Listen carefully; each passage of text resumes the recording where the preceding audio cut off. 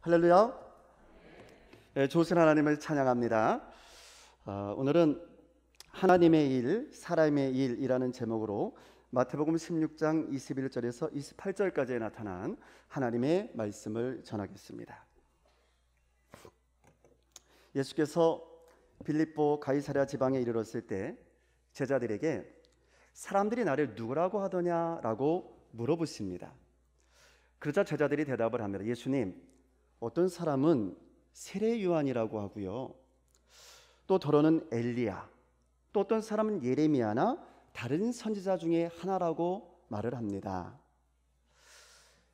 그러나 그 대답들은 모두가 다 예수님의 마음에 들지 않았던 것 같습니다. 예수께서 다시 제자들에게 묻습니다. 자, 이것이 중요한데요. 자, 그러면 다른 사람들은 그렇게 말하지만 너희들은 나를 누구라고 하느냐? 너희들은 나를 누구라고 생각하느냐? 그러자 이때 예수님의 수제자인 베드로가 앞으로 나서면서 최고의 대답을 해드립니다. 주는 그리스도시요 살아계신 하나님의 아들이십니다. 할렐루야. 그러자 예수께서 이 베드로를 극찬하시면서요, 이렇게 말씀해 주세요. 시몬아, 네가 복이 있도다. 이를 네게 알게 한 이는 혈육이 아니요, 그러니까 세상적인 지혜로 네가 이것을 알게 된 것이 아니라는 거예요. 이것을 네게 알게 하신 이는 하늘에 계신 내 아버지시니라. 그리고 예수께서요, 내가 천국 열쇠를 네게 맡기겠다, 그렇게 말씀을 해주세요. 베드로에게 엄청난 축복을 해주신 것이죠. 아니, 그런데 이게 웬일입니까? 오늘 본문 말씀 23절을 보시면 예수님께서 당신이 금방 축복해 주신 이 베드로에게요, 뭐라고 말씀하시냐면 사탄아, 이렇게 말씀하세요. 사탄아, 내 뒤로 물러가라. 너는 나를 넘어지게 하는 자로다. 네가 하나님의 일을 생각하지 아니하고 사람의 일을 생각하는도다. 이렇게 책망을 하시는 거예요. 예수께서 베드로에게 사탄이라고 지금 말씀을 하고 있는 겁니다. 방금 전까지만 해도 베드로에게 천국 열쇠를 주겠다고 말씀하셨던 예수께서 그 베드로에게 사탄이라고 부르시는 거예요. 왜 그랬을까요? 베드로가 무슨 죽을 죄를 지었기에 갑자기 말이죠, 예수님께로부터 이런 모진 말을 들어야만 했던 걸까요? 여러분, 사실 베드로는요, 이때 그렇게 큰 잘못을 저지른 것 같지도 않습니다. 왜냐하면 이 베드로는 그저 자신이 사랑하는 예수님, 자신이 존경하는 스승님이신 예수님께서 죽임을 당해야 한다는 그렇게 말씀하시니까 깜짝 놀란 것뿐이에요. 그래서 그렇게 되면 안 된다고, 예수님 절대로 그렇게 하시면 안 돼요, 그렇게 말씀드렸던 것 뿐이거든요. 그러니까 예수님 생각해서 그렇게 말씀드렸던 거죠. 그러나 이때 예수님의 말씀은 너무나도 단호했습니다. 너는 나를 넘어지게 하는 자로다. 내가 네 마음은 알지만 그러나 너는 나를 넘어지게 하는구나. 네가 하나님의 일을 생각하지 아니하고 사람의 일만 생각하는구나. 예수님은 이러한 베드로의 생각이 사람의 일이라는 거예요. 네가 하나님의 일을 생각하지 아니하고 사람의 일만 생각하고 있다는 거예요.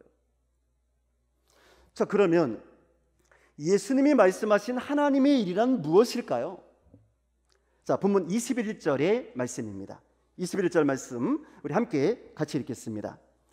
이때로부터 예수 그리스도께서 자기가 예루살렘에 올라가 장로들과 대제사장들과 서기관들에게 많은 고난을 받고 죽임을 당하고 제3일에 살아나야 할 것을 제자들에게 비로소 나타내시니 아멘. 그러니까 예수님이 말씀하신 하나님의 일은요, 예수께서 잡혀서 고난을 당하시고 십자가에서 죽임을 당하는 일이었습니다. 그리고 제3일에 사망 권세를 물리치시고 다시 부활하시는 것이 하나님의 일이었습니다. 자, 그러나 베드로의 생각에는 그렇지 않았다는 거예요. 베드로의 생각에는 그리스도로 오신 하나님의 아들 예수님께서 제사장들에게 잡혀서 고난을 당하시고 죽임을 당하시는 것은 하나님의 일이 아니었던 거예요. 자기가 생각하기엔 이것은 그가 생각하는 메시아가 걸어가야 할 길이 아니었던 거죠. 예수님이 잡혀서 죽으시는 것은 곧 예수님의 패배요, 예수님의 실패라고 생각을 했던 겁니다. 그러나 우리 예수님께서는 그런 것이 아니랍니다.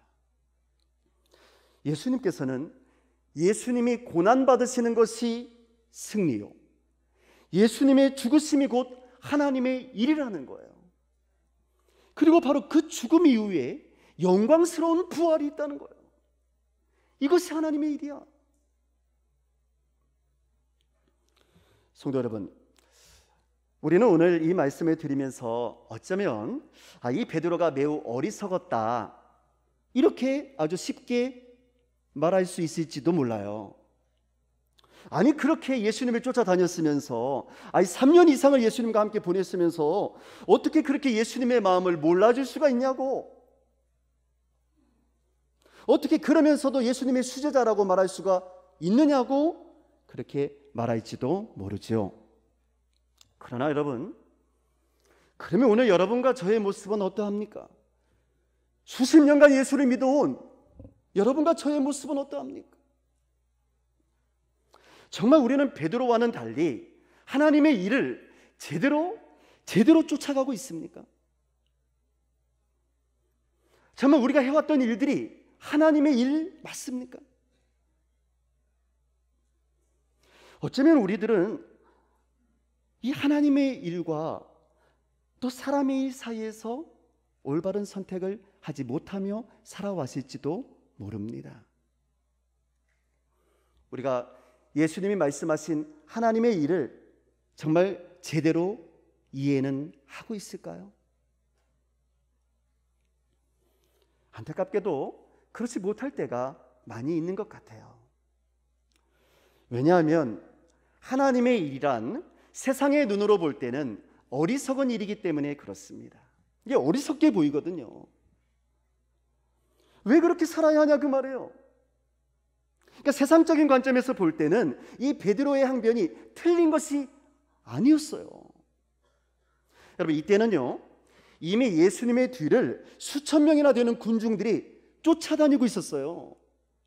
그러니까 예수님은 이스라엘 사람들에게 말 그대로 슈퍼스타였다니까요.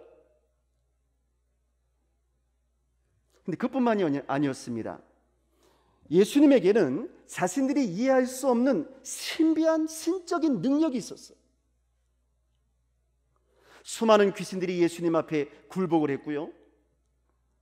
예수께서는 불치의 병들도 너무나 쉽게 고치는 겁니다. 그냥 말씀으로 그냥 다 고쳐버리는 거예요. 오병이어의 기적도 받고요. 심지어는 예수께서 무리를 걸어 다니시는 거예요. 그러므로 베드로는 예수님께서 원하시기만 하시면, 그러면 예수님을 따르는 그 수많은 군중들과 함께 로마 군대를 몰아내고 이스라엘을 다시 회복시킬 수 있을 것이라고 생각을 했던 거죠. 그리고 어쩌면 세상적인 힘의 논리, 그리고 계산적인 논리로 볼 때는 베드로의 이러한 생각이 맞았을지도 몰라요. 얼마든지 힘으로 이길 수 있는데, 예수님의 뒤를 쫓고 있는 사람의 숫자가 얼마나 많은데, 그깟 몇 명 되지도 않는 대제사장의 무리들에게 예수님이 잡히셔야 한단 말입니까? 왜 그들에게 잡혀서 고난을 당하시고 죽임까지 당하셔야 한단 말입니까? 예수님은 그리스도시요 하나님의 아들이 아닙니까? 그 놀라운 권능을 사용하시면 되잖아요. 그런데 왜 하나님의 아들이신 예수님께서 져주셔야 하는지, 왜 하나님의 아들 예수께서 잡혀주셔야 하는지, 왜 예수께서 죽어주어야 하는지 그 이유를 도무지 알 수가 없었던 거예요.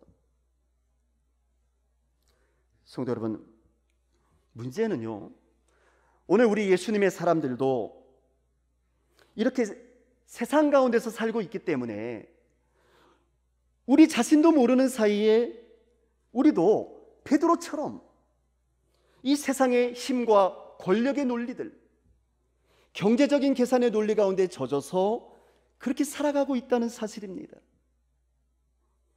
그래서 무엇이 하나님의 일인지, 무엇이 사람의 일인지를 올바로 구별하지를 못하고 그저 내 마음에 맞으면 그게 다 하나님의 일인 줄로 알고, 내 욕심에 맞으면 그게 하나님의 일인 줄로 알고, 그래서 우리가 예수님의 사람인지 세상의 사람인지를 분명하게 드러내지 못할 때가 많이 있는 것입니다. 예수를 믿으면서도 세상 사람들과 똑같이 살아가는 거예요.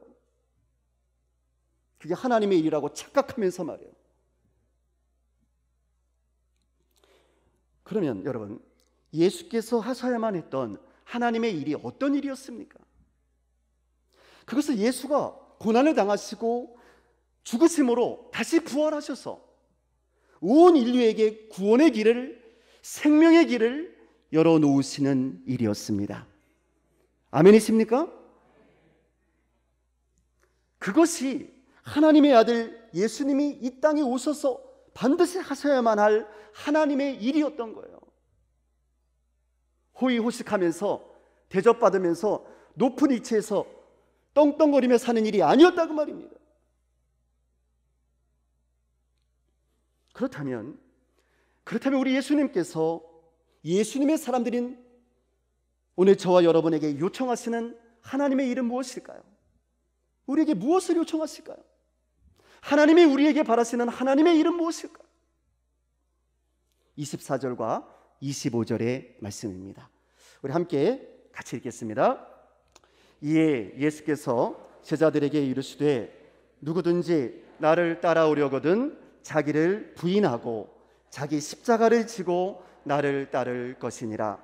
누구든지 제 목숨을 구원하고자 하면 잃을 것이요 누구든지 나를 위하여 제 목숨을 잃으면 찾으리라. 아멘. 예수님께서는 우리 예수님의 사람들에게 자기를 부인하고 자기의 십자가를 지고 예수님을 따라오라십니다. 이게 하나님의 일이라는 거예요. 그렇다면 자기의 십자가를 진다는 것은 무슨 뜻일까? 여러분, 십자가의 끝이 어디입니까? 십자가의 끝은 죽음입니다. 그렇다면 우리가 십자가를 진다는 것은 우리가 예수 안에서 죽어야 한다는 것을 말하는 것이죠. 누구 안에서? 예수 안에서 죽는 것, 이것을 말하는 거예요. 이게 십자가를 지는 거예요. 그래서 사도 바울도 고린도전서 15장 31절에서 이렇게 말했던 겁니다. 형제들아, 내가 그리스도 예수 우리 주 안에서 가진 바 너희에 대한 나의 자랑을 두고 단언하노니, 그러니까 나는 이것을 자랑하겠다는 거예요. 나는 날마다 죽노라. 나는 이것을 자랑하겠다는 거예요. 내가 날마다 예수 안에서 죽는 것을 나는 자랑하겠습니다. 내가 드러나는 것이 아니라 내가 죽는 것을 자랑하겠다. 아니, 이상하지 않습니까? 어떻게 죽는 것이 하나님의 일이 될 수가 있겠습니까? 죽음은 절망의 상징이요, 실패의 상징이요, 또 종말의 상징이 아닙니까? 성도 여러분, 오늘 말씀 속에 그 해답이 담겨져 있습니다. 21절 말씀을 자세히 보시면, 21절이에요. 자세히 보시면 지금 예수님께서는요, 고난과 죽음만을 말씀하신 게 아니에요. 예수님께서는 그 십자가의 죽음 이후에 있을 3일 만에 다시 살아나실 부활에 대해서도 말씀을 해 주셨거든요. 그러니까 죽음으로 끝나는 것이 아니라는 겁니다. 십자가의 끝은 죽음이 아니라 부활이라는 거예요. 할렐루야. 죽음 이후에는 부활이 있습니다. 하나님의 심판이 있어요. 십자가 이후에는 생명의 면류관이 우리를 기다리고 있는 겁니다. 그러므로 예수 안에서의 죽음은 곧 부활로 향하는, 영생으로 향하는 구원의 통로가 되는 줄로 믿습니다. 그래서 예수께서는 요한복음 12장 24절에서 이렇게 말씀하셨습니다. 한 알의 밀이 땅에 떨어져 죽지 아니하면 한 알 그대로 있고 죽으면 많은 열매를 맺느니라. 아멘. 여러분, 우리는 많은 열매를 맺는 것이 하나님의 뜻이라는 것에 대해서는 이미 잘 알고 있어요. 열매 맺는 일에 많은 사람들이 관심을 가지고 있죠. 자, 그런데 그 많은 열매를 맺기 위해서는 반드시 그 한 알의 밀알이 땅에 떨어져서 죽어야만 한다는 사실은 아주 쉽게 잊어버리는 것 같아요. 그래서 죽으려고 하지 않아요. 열매만 맺고 싶지. 그러나 한 알의 밀알이 땅에 떨어져서 죽지 아니하면 한 알 그대로 남아 있을 수밖에 없는 겁니다. 아무런 열매를 맺을 수가 없는 것이죠. 성도 여러분, 이렇게 결코 나는 죽지 아니하고 악착같이 살아서 나만 살아남으면 된다는 생각, 나만 잘 되면 된다는 생각, 그것이 사람의 일입니다.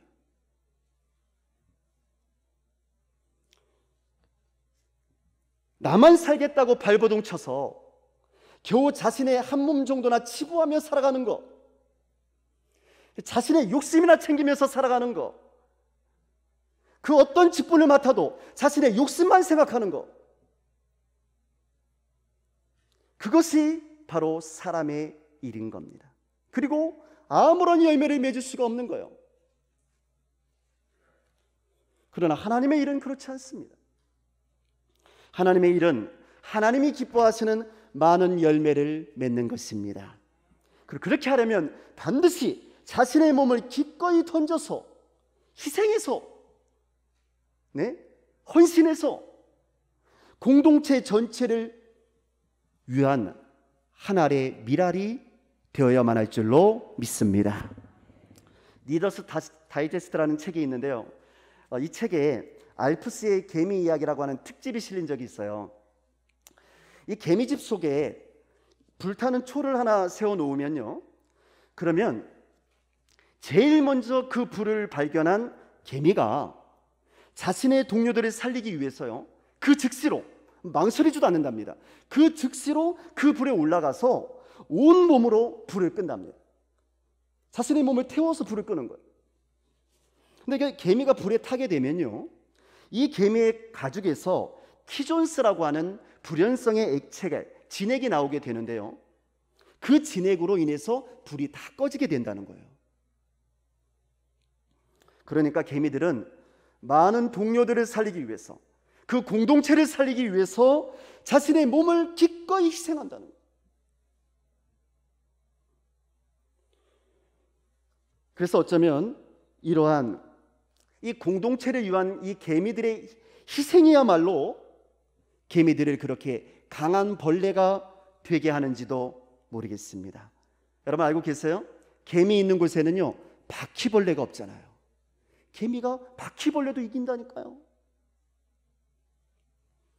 사랑하는 성도 여러분, 우리의 가정과 우리의 교회와 우리의 국가가 잘 되기 위해서는 반드시 이러한 희생들이 있어야 합니다. 하나님의 일을 하는 것은요, 어떤 거창한 일을 해야 하는 것이 아닙니다. 꼭 어떤 중요한 직분을 맡아야지만 하나님의 일을 크게 할 수도 있는 것도 아니에요. 그 직분을 맡아놓고 엉터리로 하는 사람도 엄청 많아요. 하나님의 일을 위해서 자신의 십자가를 지고 땅에 떨어져 썩어지는 그 하나님의 미랄들이 바로 하나님께서 가장 크게 사용하시는 하나님의 큰 일꾼들인 줄로 믿습니다. 여러분, 만약 우리의 자녀들이요 훌륭하게 잘 성장했다면 그 이면에는 하나님의 미랄이 되어서 썩어준 그들의 부모님의 희생이 반드시 있었던 거예요. 훌륭한 남편이 있다면 그 뒤에는 반드시 좋은 아내가 있는 겁니다. 그 아내가 남편을 위해서 썩어줬던 거죠. 좋은 교회는요, 이렇게 자신을 죽이고 겸손하게 말없이 봉사하는 충성스러운 일꾼들이 많은 교회인 줄로 믿습니다. 목회자는 양들을 위해서 자신을 버려 썩어지려 하고요. 양들은 남이 알아주든지 몰라주든지 그저 하나님을 위해서 죽도록 충성하고 하나님을 위해서 겸손하게 봉사하는 교회야말로 바로 살아있는 교회요 열매 맺는 교회가 되는 줄로 믿습니다. 사랑하는 성도 여러분, 오늘은 우리 교회의 일꾼을 뽑는 장로 선거일입니다. 저는 오늘 장로로 선택되는 분들이 바로 이렇게 교회를 위하여 그리고 성도를 위하여 하나님의 나라와 하나님의 의를 위하여서 자신을 희생하고 썩어짐으로 많은 열매를 맺는 분들이 되었으면 좋겠습니다. 내가 기뻐하는 열매가 아니라 나의 욕심을 채우는 그런 열매가 아니라 하나님이 기뻐하시는 열매예요. 나의 일을 하는 사람이 아니라 하나님의 일을 하는 사람입니다. 장로가 되어서 그 직분을 이용해서 하나님이 기뻐하시는 일을 하지 아니하고 자신의 욕심과 자신의 일을 하려고 하는 사람이 되면 큰일 납니다. 이건 자신만 큰일 나는 게 아니고 교회가 큰일 납니다. 그러니 오늘 잘 분별하셔야 됩니다. 친분에 연연하지 마십시오. 하나님의 일을 할 사람을 선택해야 하는 겁니다. 자신의 욕심이 아니라 교회를 위하여 헌신하고 썩어질 수 있는 사람을 선택해야 되는 거예요. 그러므로 우리의 목적은 장로가 되느냐 안 되느냐에 전혀 있지 않습니다. 되면 어떻고 안 되면 어떻습니까? 아무런 상관없어요. 우리의 목적은 오직 하나, 하나님께서 내게 무엇을 맡기시든지 간에 그 주인의 마음이죠. 그러니까 하나님께서 무엇을 맡기시든지 간에 겸손하게 순종하면서 감사함으로, 안 돼도 감사함으로 나는 죽고 예수로 살아서 하나님이 기뻐하시는 하나님의 일을 하는 것인 줄로 믿습니다. 예수께서는 사람의 일과 하나님의 일 사이에서 하나님의 일, 그 십자가의 길, 그 희생의 길을 선택하셨습니다. 오늘 예수님의 사람들인 여러분과 저는 하나님의 일과 사람의 일 사이에서 무엇을 선택하시겠습니까? 기도하겠습니다.